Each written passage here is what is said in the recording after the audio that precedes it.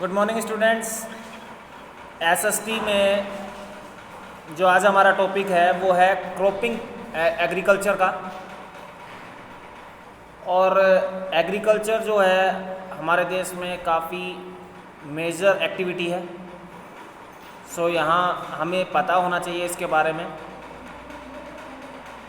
तो जो टॉपिक बनेगा वो है cropping patterns and major crops of India, यानी कि जो कृषि का तरीका है और मुख्य फसलें हैं भारत की, इसके बारे में हम इसको पढ़ेंगे। तो यहाँ पे सबसे पहला 2/3 ऑफ इंडियाज़ पॉपुलेशन, यानी कि 2/3 यानी कि 2/3 हिस्सा भारत की जनसंख्या का is engaged in agricultural activities, कि जो भारत का 2/3 हिस्सा है जनसंख्या का वो कृषि से जुड़ा हुआ है, खेती से जुड़ा हुआ है। It is a primary activity which produces food grains and raw material for industries.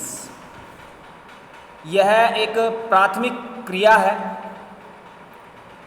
जिसके माध्यम से खाद्यान्न और कच्चा माल उद्योगों के लिए तैयार होता है। कहने का मतलब क्या है कि जितनी भी हमारे देश की जनसंख्या है उसको अगर हम 2/3 से मल्टीप्लाई करके कैलकुलेट करें तो जो जनसंख्या निकल के आएगी उतनी जनसंख्या कृषि से जुड़ी हुई है। और इसी कृषि से मतलब हम काम बहुत करते हैं, कुछ सर्विसेज होती हैं उसमें भी लोग काम करते हैं, कुछ बिजनेस करते हैं, प्राइवेट होता है, प्राइवेट जॉब्स भी होती हैं। लेकिन जो कहते हैं प्राथमिक क्रिया जो होती है, पहला जो काम होता है वो खाद्यान्न। खाद्यान्न का मतलब है जिस अन्न को हम खाते हैं उसको हम खाद्यान्न कहते हैं, फूड ग्रेन्स कहते हैं। तो पहला काम हमारा होता है खाद्यान्न को उत्पादित करना, पैदा करना, क्योंकि अगर ये उत्पादित नहीं होगा तो इंसान खाएगा क्या। और साथ ही साथ जो उद्योग धंधे हैं, फैक्ट्रीज हैं, उन सब के लिए कच्चे माल को तैयार करना, क्योंकि कच्चा माल अगर तैयार नहीं होगा तो आज के समय में जो हम सुख सुविधाएं प्राप्त किए हुए हैं वो कैसे हमें मिलेंगी। हम डिफरेंट काइंड्स ऑफ स्टाइल के कपड़े पहनते हैं, different kinds of instruments use करते हैं, डिफरेंट काइंड्स जगह पे भी हम अगर रहते हैं, जैसे गर्मियों में हमने एसी लगा लिया, कूलर लगा लिया, फ़ैन लगा लिया, हम उस वहाँ के माहौल का बदलने की कोशिश करते हैं। तो कहने का मतलब इन सब चीज़ों के लिए जो भी सुख सुविधाएं हमें मिलती हैं, जो मनुष्य खुद अपने हाथों से, मशीनों के उपयोग से बनाता है, उन सब के लिए कच्चा माल चाहिए होता है। और खाने के लिए फूड ग्रेन्स, खाद्यान्न चाहिए होता है। तो ये सब चीज़ें हमें एग्रीकल्चर से ही मिलती है, कृषि से ही मिलती है। जब हम कृषि करेंगे तब उससे हमें कुछ रॉ मटेरियल्स मिलेंगे, उस रॉ मटेरियल्स को हम किसी अन्य चीज़ में बदलेंगे, तब जाके हमारे लिए वो उपयोगी बनता है। India is a geographically a vast country, so it has various food and non-food crops which are cultivated in 3 main cropping season, which are Rabi, Kharif and Zaid। तो भारत जो है वो जियोग्राफिकली, भौगोलिक रूप से एक बहुत बड़ा देश है। So it has various food and non food crops. तो इसमें बहुत से भोजन देने वाली और भोजन न देने वाली खेती की जाती है। Which are cultivated in 3 main cropping season, जिनको मुख्य रूप से 3 मुख्य कृषि ऋतुओं में किया जाता है। Which are rabi, kharif and जायद, जो कि मुख्य रूप से है रबी, खरीफ और zaid. Major crops can be classified into, मुख्य क्रॉप्स,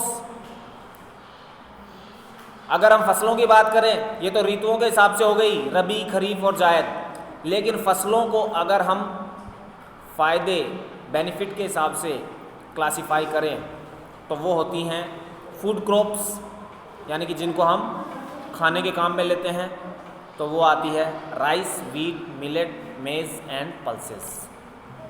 दूसरी होती है कैश क्रॉप्स, जिसे हम खाते नहीं हैं, उससे पैसा कमाते हैं, उसे कैश क्रॉप कहते हैं, जैसे कि sugar cane, oil seeds. Horticulture crops, T, coffee, rubber, cotton and jute. आगे चलते हैं तो क्रॉपिंग सीजन के हिसाब से, यानी कि अभी हमने पढ़ा कि रबी, खरीफ और जायद सीजन होती हैं, उसका टाइम पीरियड क्या होता है, कब उसको बोते हैं, कब उसको हार्वेस्ट करते हैं, इनमें कौन कौन सी फसलें आती हैं, ये सब चीज़ें हम इसमें टेबल में डिस्कस करेंगे। इंपॉर्टेंट चीज़ है ये, इसके बारे में हमें पता होना चाहिए। तो क्रॉपिंग सीजन में आ जाते हैं।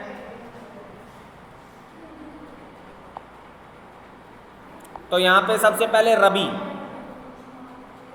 इसका टाइम पीरियड है शोन, यानी कब बोया जाता है, अक्टूबर टू दिसंबर, यानी कि शोन अक्टूबर में इसको बोया जाता है या दिसंबर में इसको बोया जाता है। अक्टूबर, नवंबर, दिसंबर, ये 3 महीने होते हैं। इन 3 महीनों में इसे कभी भी बोया जा सकता है, जो रबी क्रॉप होगी। हार्वेस्टेड, इसको काटा कब जाता है, अप्रैल टू जून, अप्रैल, मई, जून, इन 3 महीनों में कभी भी फसल को काटा जा सकता है, जब भी ये पक जाती है। इसमें कौन कौन सी कृषि की जाती है, वीट हो गई, barley, peas, gram, mustard etcetera इत्यादि, इन फसलों को किया जाता है। कौन से स्टेट हैं जिनमें इनको बोया जाता है, पंजाब हुआ, Haryana, Himachal Pradesh, Jammu and Kashmir, Uttarakhand and Uttar Pradesh, in states में इसको बोया जाता है। अगला है खरीफ। खरीफ सीजन जो होती है शोन, इसको जून टू जुलाई, जून से जुलाई में कभी भी बोया जा सकता है। हार्वेस्टेड सितंबर टू अक्टूबर, सितंबर से अक्टूबर में इसको बोया जाता है। इसमें राइस हुआ, मेज हुआ, ज्वार हुआ, बाजरा, तूर, मूंग, उड़द, कॉटन, जूट, ग्राउंडनट, सोयाबीन इत्यादि ये जो फसलें होती हैं वो इस मंथ में बोई जाती हैं, जून से जुलाई में। इनमें कौन से स्टेट में इनको बोया जाता है, Assam, West Bengal, coastal region of Orissa, Andhra Pradesh, Telangana, Tamil Nadu, Kerala, Maharashtra इत्यादि ये स्टेट्स हैं जिनमें इनको बोया जाता है। फिर तीसरी फसल आ जाती है जायद। Shown and harvested March July, between rabi and kharif crop, यानी कि इसको बोया और काटा जाता है मार्च और जुलाई के बीच में, यानी मार्च, अप्रैल, मई, जून, जुलाई, इनके बीच में इनको बोया और काटा जाता है। यानी कि रबी और खरीफ की ये जो फसल है, इनके बीच में जो समय बचता है, उस समय के बीच में इनको बोया और काटा जाता है। इसमें क्या आता है, सीजनल फ्रूट्स, इस समय में जो फ्रूट आते हैं, फल आते हैं, उनको इस्तेमाल किया जाता है, बोया जाए और काटा, हार्वेस्ट किया जाता है। वेजिटेबल, सब्जियां जो होती हैं। फोडर क्रॉप्स, चारा देने वाली जो मवेशी होते हैं, गाय भैंस जो होती हैं, उनको जो चारा दिया जाता है वो इस सीजन में बोया जाता है। Most of the northern and north western states, जो नॉर्थन और नॉर्थ वेस्टर्न स्टेट्स होते हैं, अधिकांश उनमें इनको क्या किया जाता है, बोया जाता है। अब यहाँ पे आ जाते हैं हम मेजर फूड क्रॉप्स, यानी कि मेजर फूड क्रॉप्स को अगर मैप के हिसाब से समझें कि राइस मुख्य रूप से कहाँ कहाँ बोया जाता है, तो ये आपको मैप दिख रहा है और इस मैप को कलर्ड किया गया है। तो इसमें स्टेट्स के नाम हैं, इन मैप के माध्यम से भी इसको समझ सकते हो कि आखिरकार कहाँ कहाँ इनको चावल को मुख्य रूप से पैदावार कहाँ होती है। ये मैप के माध्यम से हम क्या कर सकते हैं, समझ सकते हैं। जैसे कि पंजाब हुआ, हरियाणा, उत्तर प्रदेश, बिहार, वेस्ट बंगाल, असम, ओडिशा, छत्तीसगढ़, आंध्र प्रदेश, तमिलनाडु। तो ये स्टेट्स आपको नाम याद रखने हैं, वेस्ट बंगाल, कि यहाँ पर ये जो स्टेट्स हैं, इन स्टेट्स के अंदर राइस को बोया जाता है।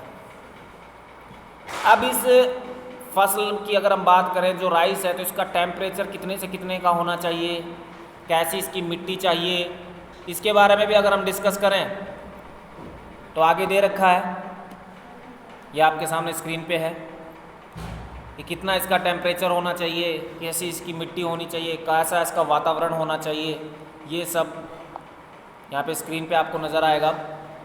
जैसे कि टेम्परेचर है between 22 to 32 degree Celsius with high humidity.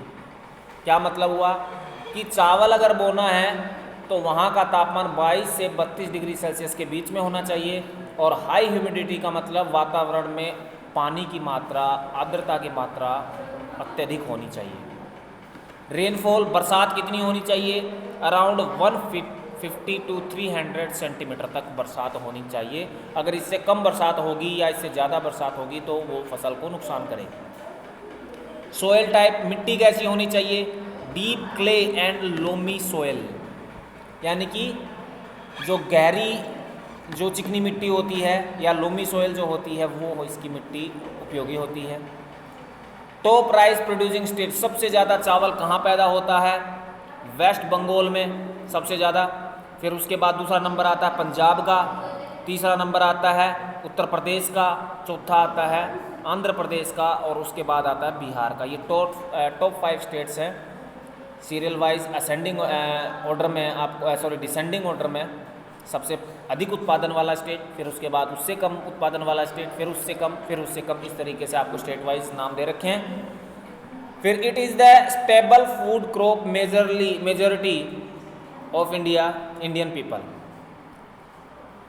ये फसल जो है चावल की, ये स्टेबल बोला जाएगा, स्टेपल नहीं है, गलती से लिखा हुआ है। Stable food crop of majority of Indian people, ये भारतीय लोगों की बहुत अधिक मात्रा में एक स्टेबल फूड है, यानी कि इसको खाकर वो अपना जीवन यापन करते हैं, इसको एक मुख्य भोजन के रूप में इस्तेमाल करते हैं। India is the second largest producer of rice in the world after China. सबसे ज़्यादा चावल का उत्पादन चाइना में होता है, उसके बाद भारत का नंबर आता है, दूसरे नंबर पे यहाँ पर चावल की उत्पादन होता है। फिर आगे चलें, in states like Assam, West Bengal and Odisha 3 crops of paddy are grown in year, these are Aus, Aman and Boro. Assam state की तरह, राज्य की तरह ही, वेस्ट बंगाल और ओडिशा के राज्य की तरह ही 3 क्रॉप्स ऑफ पैडी, पैडी की 3 जो कृषि होती हैं वो बोई जाती हैं इन ईयर, साल में। ये कौन कौन सी हैं, ओस, अमन और Boro. National food security mission, hybrid rice seed production and Rashtriya Krishi Vikas Yojana are few government initiatives to support rice cultivation. यानी कहने का मतलब एक विभाग है जिसका नाम है नेशनल फूड सिक्योरिटी मिशन या फिर hybrid rice seed production and Rashtriya Krishi Vikas योजना। ये जो विभाग बनाए गए हैं, ये कुछ योजनाएं हैं गवर्नमेंट के द्वारा चलाई गई हैं इन विभागों के द्वारा, जो कि राइस के उत्पादन को क्या करते हैं, सपोर्ट करते हैं। ये इसके बारे में है।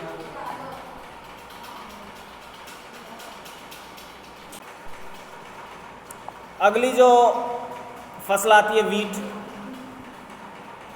किस किस स्टेट में बोई जाती है इस फसल को, ये आपको दिखा रखा है मैप के माध्यम से।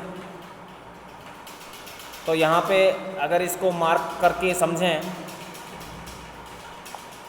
तो कौन कौन से स्टेट हैं, राजस्थान हो गया, उत्तर प्रदेश, हरियाणा, पंजाब, हिमाचल प्रदेश, बिहार, वेस्ट बंगाल, मध्य प्रदेश, महाराष्ट्र, गुजरात, ये स्टेट्स हैं जिनमें वीट को मुख्य रूप से बोया जाता है। अब इसको टेम्परेचर वगैरह क्या होगी, क्या ह्यूमिडिटी होगी, कितनी बरसात चाहिए, 5 टॉप स्टेट कौन से हैं इसके उत्पादन में, इनके बारे में पढ़ते हैं। तो सबसे पहले टेम्परेचर की अगर बात करें तो इसका टेम्परेचर होना चाहिए between 10 to 15 degree Celsius showing time जब बोते हैं, and 21 to 26 degree Celsius ripening and harvesting with bright sunlight. जब हम इसको काटते हैं पकने पर उस समय ये टेम्परेचर होना चाहिए। रेनफॉल, बरसात की अगर बात करें तो अराउंड 75 to 100 सेंटीमीटर बरसात होनी चाहिए। Soil type well drained fertile loamy and clay loamy, Ganga Sutlej plains and black soil region of the Deccan. यानी कि ये बहुत अच्छी तरीके से गीली और फर्टाइल उपजाऊ लोमी मिट्टी इस्तेमाल की जा सकती है, क्ले लोमी मिट्टी इस्तेमाल की जा सकती है, या फिर गंगा सतलुज मैदान है, प्लेन है, या ब्लैक सोयल रीजन है डेक्कन के, वहाँ पर इस मिट्टी को इस्तेमाल किया जा सकता है गेहूं को बोने में। टॉप वीट प्रोड्यूसिंग स्टेट में अगर बात करें तो उत्तर प्रदेश में सबसे ज़्यादा गेहूं होता है, फिर उसके बाद पंजाब का नंबर आता है, फिर मध्य प्रदेश का, फिर हरियाणा का, और उसके बाद लास्ट में राजस्थान का। India is the second largest producer after China. जैसे चावल में सबसे ज़्यादा चावल का उत्पादन होता है, वैसे ही गेहूँ का भी सबसे ज़्यादा वहीं होता है, उसके बाद चाइना के बाद भारत का ही नंबर आता है गेहूँ उत्पादन में। फिर अगला जो टॉपिक है इसी में ही पॉइंट है, this is the second most important cereal crop and the main food crop in north and north western India. ये दूसरे नंबर की मुख्य खाद्यान्न फसल है और मुख्य रूप से भोजन के रूप में इस्तेमाल की जाती है उत्तरी और उत्तरी पश्चिमी भारत में। Success of green revolution contributed to the growth of rabi crop especially wheat. जो हरित क्रांति की सफलता के योगदान के बाद से रबी क्रॉप में वीट को मुख्य रूप से बोया जाता है। Macro management mode of agriculture, national food security mission and Rashtriya Krishi Vikas Yojana are few government initiatives to support wheat cultivation. ये योजनाएं हैं, विभाग हैं जो कि वीट कल्टीवेशन को क्या करते हैं, सपोर्ट करते हैं। तो ये हमारा एसएसटी का आज का वीडियो है जिसमें राइस के और वीट के बारे में मैंने आपको बताया कि आखिरकार ये फसल कहाँ पे बोई जाती है, इसमें टेम्परेचर की क्या ज़रूरत है, इसमें कैसी मिट्टी होती है, टॉप 5 स्टेट्स कौन से हैं भारत में जहाँ पर इसको बोया जाता है, इंडिया का स्थान किस नंबर पे आता है इस फसल के मामले में, और साथ ही मैप के माध्यम से बताया कि किस किस स्टेट्स में इसको बोया जाता है, रबी क्रॉप्स क्या होती है, खरीफ क्रॉप क्या होती है, जायद क्रॉप क्या होती है, और ये सभी क्रॉप्स किस प्रकार से उपयोगी हैं। उसके बाद जो आपकी फसलें हैं उनके बारे में डिस्कस अगले पीरियड में करेंगे। अभी मैं होमवर्क कहाँ से कहाँ तक करना है वो मैं आपको बता देता हूँ। मैप में तो चाहे इनके नाम मत लिखो, लेकिन जो इस टेबल में आपको नाम दिए गए स्टेट के वो तो नाम आपको लिखने ही पड़ेंगे। तो ये यहाँ से टॉपिक स्टार्ट होता है एग्रीकल्चर में, cropping pattern and major crops of India part 1। फिर उसमें 2/3 ऑफ द इंडियाज़ पॉपुलेशन, ये यहाँ पे इसके बारे में लिखा हुआ है। फिर उसके बाद में अगर बात करें तो major crops can be classified into, ये 2 फूड क्रॉप्स और कैश क्रॉप्स उसमें आ जाता है। फिर उसके बाद में और आगे बात करें क्रॉपिंग सीजन की, तो एक टेबल बना के दे रखी है जो कि आपको स्क्रीन पे नज़र आ रही है, ये आपको करना है। इस टेबल के बाद में स्टेट के मैप बना रखे हैं, ये तो चाहे आप ना बनाएं, लेकिन फिर राइस के बारे में जैसे बता रखा है तो इसके जो टेम्परेचर क्या है, रेनफॉल क्या है, सॉइल टाइप क्या है, ये जितने भी टॉपिक इसमें हैं, पॉइंट्स हैं, वो सब लिखने हैं। फिर इसके बाद में वीट जो है इसके बारे में बता रखा है, तो इसमें भी ये करना है आपको। तो इतना होमवर्क आपको कंप्लीट करना है, इसे लर्न भी करना है, पेपर के अंदर आएगा, और लिखना भी है। ये इंपॉर्टेंट चीज़ें हैं आपके लिए। अभी मैं वीडियो यहीं पे एंड करता हूँ।